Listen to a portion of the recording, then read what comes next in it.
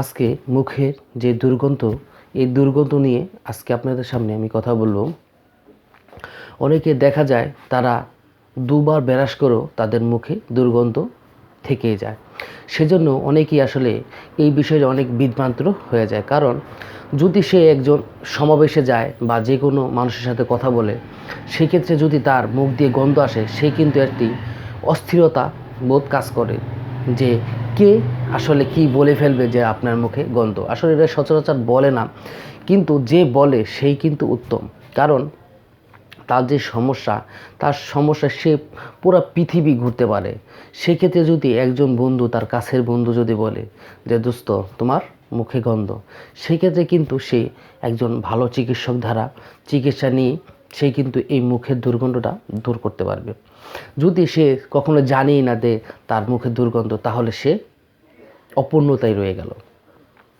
সেজন্য আমি বলবো যে অনেকে দেখা যায় যে মুখের দুর্গন্ধটা আসে, আর এই দুর্গন্ধটা অনেক আসলে খারাপই বা মানে অনেক আনইজি ফিল করে এই গন্ধটা। সেজন্য আমি বলবো যে 9টি উপায়ে আপনাদের সামনে আমি আজকে প্রাকৃতিকভাবে বলবো যে আপনার এই 9টি উপায় যদি করেন, সেক্ষেত্রে কিন্তু আপনার এক সময় এই মুখের যে দুর্গন্ধটা, এই দুর্গন্ধটা আর থাকবে না। সেজন্য আপনার প্রথমেই বুঝতে হবে যে আসলে এটা কি আমার রোগ নাকি এটা মানে আমার কারণে হয়েছে। দেখা যায় যে অনেকেই ব্রাশ করে না, এবং কি অনেকে ব্রাশ করার নিয়ম বোঝে না বা জানে না। সেক্ষেত্রে আমি তাকে বলবো যে আপনি রাত্রে খাবারের পর ব্রাশ করবেন। এপাশ দাঁতের এপাশ ওপাশ বা আপনার যে এই যে ময়লা যে থাকার মতো যে জায়গাগুলো আছে, আপনার যে সিদ্ধ বা এই যে আপনার অনেক দেখা যায় যে মাড়ির মাঝখানে বা দাঁতের মাঝখানে অনেক জনের ফাঁকা থাকে, সেক্ষেত্রে কিন্তু ওখানে যে খাবারগুলা যায় সেই খাবারগুলাই কিন্তু দুর্গন্ধ হয়। এজন্য আমি বলবো যারা ব্রাশ করবেন রাত্রে খাবারের পর, অবশ্যই এপাশ ওপাশ এবং সুন্দর করে আপনারা ব্রাশ করবেন 2 মিনিট, বেশি করার দরকার নাই। এবং কি আপনারা ভালো ব্রাশ দিয়ে ব্রাশ করবেন, এবং কি এভাবে নিয়ে আপনারা ব্রাশ করবেন যেন আপনার এই খাবারগুলা অনায়াসেই চলে যায়। এবং কি এভাবে ব্রাশ করবেন, ভিতরে দিয়ে এভাবে ব্রাশ করবেন, তাতে করে কিন্তু আপনার দাঁতের যে ময়লাগুলো আছে এই ময়লাগুলো অনায়াসেই চলে আসবে। এবং কি আপনার সকালবেলা খাবারের পর আবার ব্রাশ করবেন। যদি ব্রাশ করে দেখেন যে না, তারপর আমার মুখে দুর্গন্ধ আসছে, সেই ক্ষেত্রে আপনারা কি করবেন আসলে? সেক্ষেত্রে আমি আপনাদেরকে 9টি উপায় এখন বলে দেব। প্রথমে আমি বলবো যে লেবুর রস 1 কাপের পরিমাণ পানিতে গরম করে সেখানে 2 চামচ লেবুর রস দিয়ে দিবেন। এই লেবুর রসটা আপনি প্রতিদিন খাবেন। যদি আপনি না খেতে চান, সেক্ষেত্রে আপনি ওই পানিতে দিয়ে কুলকুচি করবেন, ভালো করে কুলকুচি করবেন।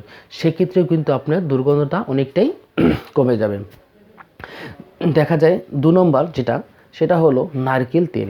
নারকেল তেল আপনারা মুখে নিয়ে কমপক্ষে 5 মিনিট কুলকুচি করবেন। কুলকুচি করার পর আপনি গরম পানি দিয়ে কুমকুমা গরম পানি দিয়ে মুখটা ওয়াশ করে ফেলবেন। 3য় নম্বর যে বিষয়টা সেটা হলো মুড়ি। আপনার যখন দেখবেন যে আমার মুখে দুর্গন্ধ আসছে অনেক পরিমাণে বেশি, সেক্ষেত্রে আপনি 1 মুঠ বা 2 মুঠ পরিমাণে মুড়ি নিয়ে চাবিয়ে খেয়ে ফেলবেন। 4 নম্বর হলো বেকিং সোডা। বেকিং সোডা আপনি খাবেন বা কুলকুচি করবেন, তাহলে কিন্তু আপনার এই মুখের যে দুর্গন্ধটা এটা চলে যাবে। 5 নম্বর এলাচ। এলাচ আপনি 1 টুকরা এলাচ আপনার মুখের ভিতরে রেখে দিবেন, এবং কি আপনি এটা চিবিয়ে খেয়ে ফেলবেন। সেক্ষেত্রেও কিন্তু আপনার এই দুর্গন্ধটা চলে যাবে। মেথি বীজ আপনি কুমকুমা গরম পানির মধ্যে কুমকুমা গরম যখন হবে, সেক্ষেত্রে আপনি এটা খেতে পারেন এবং কি কুলকুচি করতে পারেন। 7 নাম্বার সেটা হলো দারচিনি। দারচিনিটাও আপনি একটি টুকরা মুখে নিয়ে রাখবেন এবং কি চিবিয়ে খাবেন। লবঙ্গ আপনি একটি টুকরা নিয়ে মুখে রাখবেন এবং কি চিবিয়ে খাবেন। সেক্ষেত্রেও কিন্তু আপনার এই যে মুখের দুর্গন্ধটা আছে, এই দুর্গন্ধটা চলে যাবে। এবং কি বাজারে দেখা যায় অনেক প্রকার মাউথওয়াশ পাওয়া যায়। সেই ক্ষেত্রে সেটা কিন্তু অনেক ব্যয়বহুল।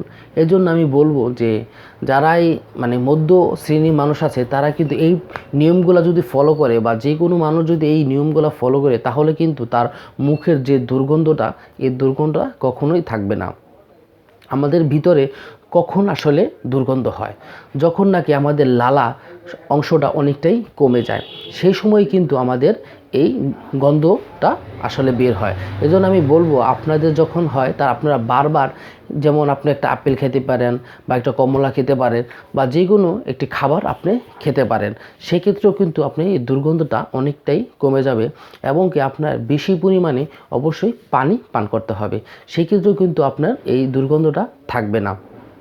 লালা যখন আমাদের শুকিয়ে যায় তখনই কিন্তু বা আপনার যে লালাটা আছে এটা যদি ঘন হয়ে যায় সেক্ষেত্রে কিন্তু আমাদের গন্ধটা বেশি বের হয়। যখন আমাদের লালাটা বেশি থাকে তখন কিন্তু এই গন্ধটা সচরাচর হয় না। এজন্য আমি বলবো যে আমি যে 9টি বিষয়ে আপনাদের সামনে আলোচনা করলাম, এই 9টা বিষয়ে আপনি যে কোনো একটি যদি প্রতিদিন করেন সেক্ষেত্রেও কিন্তু আপনার এই গন্ধটা আর থাকবে না। এবং কি আপনার লক্ষ্য রাখতে হবে যে আমার দাঁত যেন অবশ্যই পরিষ্কার পরিচ্ছন্ন থাকে, সেক্ষেত্রেও খেয়াল রাখতে হবে। অবশ্য ভালো থাকবেন, সুস্থ থাকবেন। আসসালামু আলাইকুম রহমতুল্লাহ।